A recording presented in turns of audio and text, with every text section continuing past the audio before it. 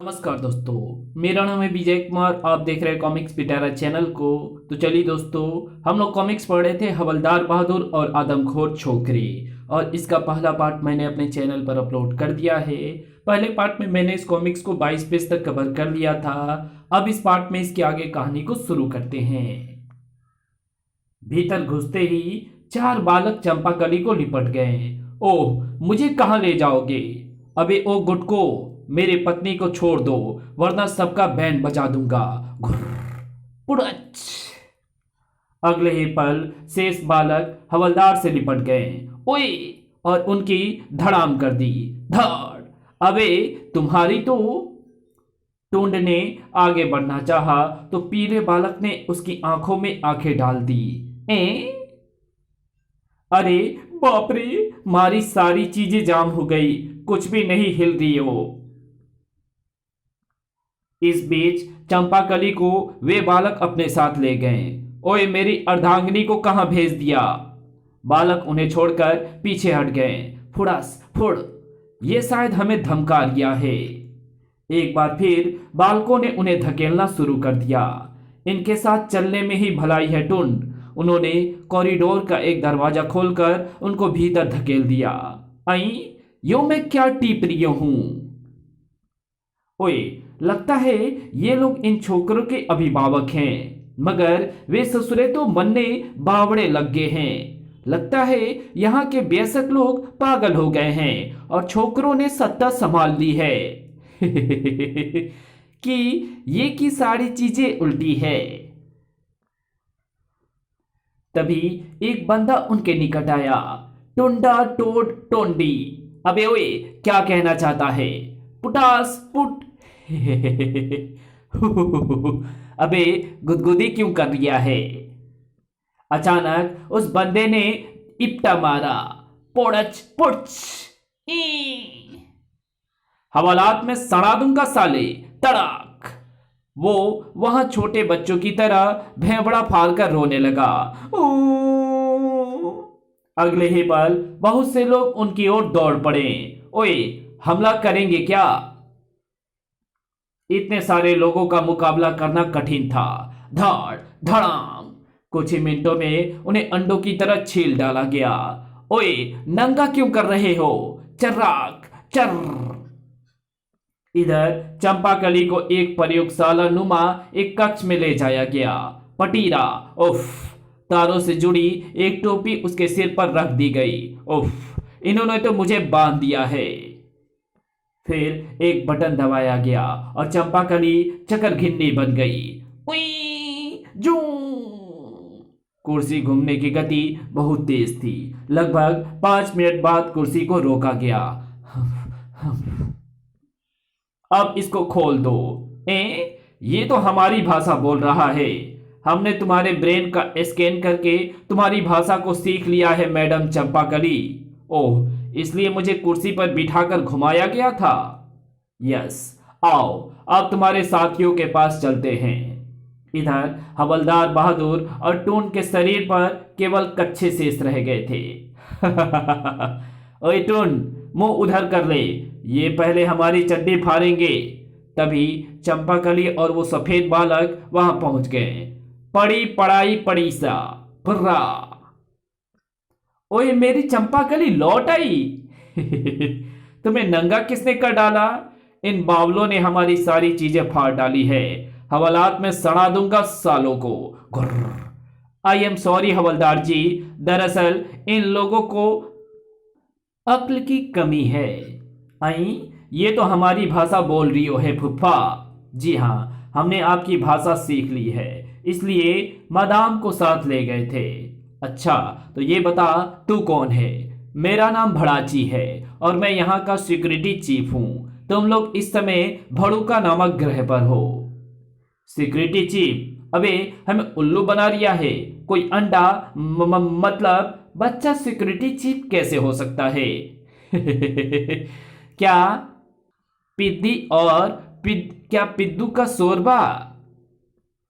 इसमें हंसने की कोई बात नहीं। हमारे मस्तिष्क बेशक हैं और इस ग्रह का प्रबंध हम ही लोग लॉर्ड्स और खोसरा देवता के आदेशों पर चलाते हैं। भौ नो नो, खोसरा, खोसरा देवता। अबे ये खोसरा देवता है क्या चीज?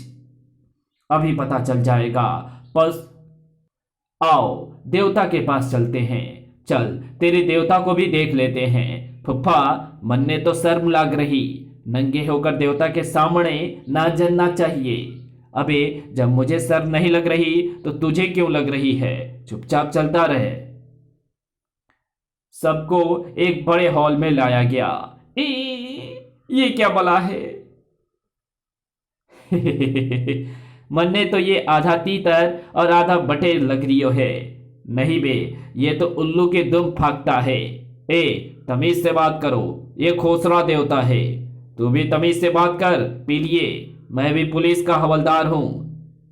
कहां से आए हो तुम? कौन बोल रहा है? खोसरा देवता। कमरे में एक कर्कश स्वर गूंजा। अच्छा, अबे खोसरा, क्या सचमुच तू बोल रही हो है? हाँ, मैं खोसरा देवता तुमसे पूछ रहा हूं कि तुम लोग कहां से आए हो? हम धरती से आए हैं भैये, वो सौर मंडल का तीसरा ग्रह है। जा तो हम चांद पर रहे थे, लेकिन रास्ता भटककर इधर आ निकले।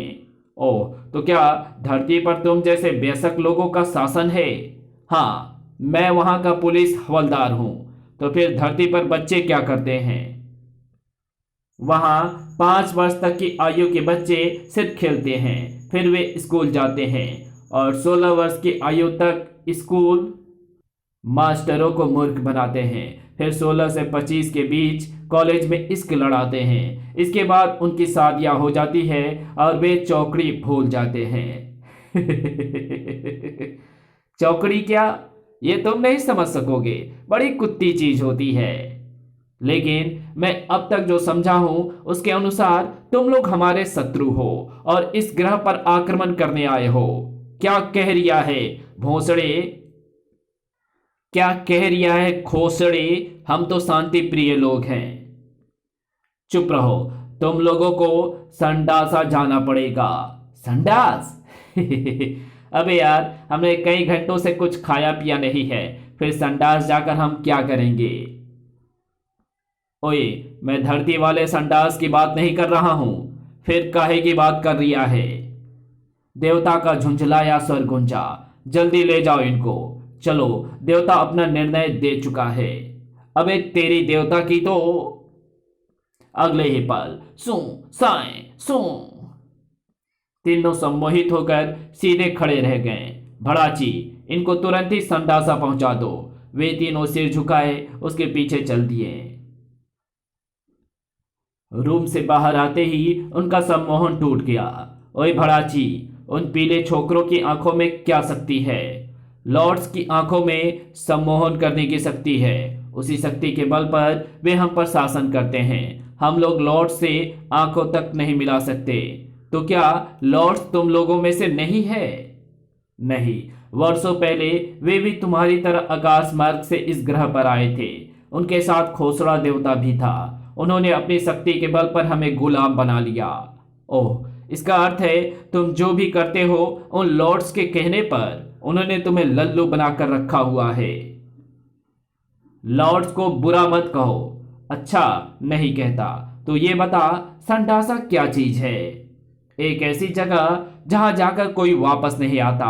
हमारे ग्रह पर जब कोई जवान हो जाता है तो उसे संडासा भेज दिया जाता है। तो कहां चला जाता है वो? ये केवल लॉर्ड्स और देवता जानते हैं। ओह, मुझे लगता है कि लॉर्ड्स तुम लोगों के साथ कोई चालाकी कर रहे हैं, तुम्हें मूर्ख बनाकर अपना उल्लू सीधा कर रहे हैं। जो भी है, हम लॉर्ड्स का आदेश नहीं टाल सकते। लो, आ गया संडासा। ओए भड़ाची, हम संडासा के भीतर नहीं जाएंगे, तुम्हें जाना पड़ेगा। हवलदार बहादुर को तुरंत ही एक आइडिया आ गया। बेटा टून, इन सफेदों की आंखों में कोई शक्ति नहीं है। अगर हम इनका बैंड बजा दे तो? बात में दम है रे फुफ्फा। पहले मुझे बताओ, ये बैंड क्या होता है? ये होता है ढिसुम बुड़ास। अन्य बालक उनकी ओर लपके। टुकरास फर्रास। उन छोकरों को हथियार निकालने का अवसर ही नहीं मिल सका। थूथे रगड़ कर रख दूंगी। धाड़। टोंड की शक्ति का मुकाबला करना उन पिद्दों के बस का नहीं था। यो गया हवा में। हवलदार बहादुर ने भी 2-3 विकेटें गिरा दी। ठक धाड़। कुछ बालक लंबे पड़ गए और कुछ दूर जा गिरे। भागो। भड़ाची ने उनको भागते देखा तो अपने बेल्ट से यंत्र निकालकर उसका बटन दबा दिया। मैंने खतरे का अलार्म बजा दिया है। वे तीनों भागते हुए एक सड़क पर निकल आए। ओह, यहां तो बालक ही बालक हैं। ओए फुफ्फा, हम भाग तो पड़े हैं मगर जाएंगे कहाँ? हाँ यार, बड़ी मुश्किल है। गुटकों के बीच तो हम दूर से ही पहचान लिए जाएंगे। मुझे तो लगता है पहचान लिए गए हैं। या में कोई बाड़क पीड़ा नहीं है। हाँ, इनकी आंखों में भी शक्ति नहीं है। फोड़ डालो इन सालों को। ढिसुम। अपनी ओर बढ़ते बालकों की ओर टून ने हथियार तान दिया। रुक जा बे, वरना उड़ा दूंगा।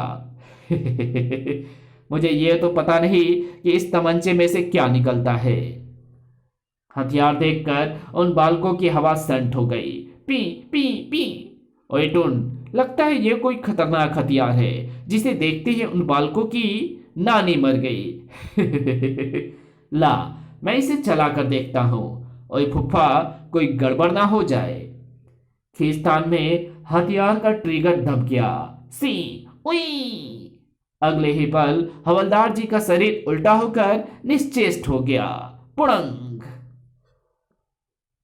ओए देख, मेरा थारा शरीर अकड़ क्यों गया? ये तो अकड़ गए हैं। वास्तव में उस हथियार की किरणें बंदे को उल्टा करके निष्क्रिय कर देती थी। पर या की सांसें तो चल रही है। टुन, उधर देख। ओह, पीड़े बाड़क, भागो फुफ्फी, मैं फुफ्फा को उठा लेता हूं। वे एक दिशा में दौड़ पड़े। सड़ी सा सुड़ उस।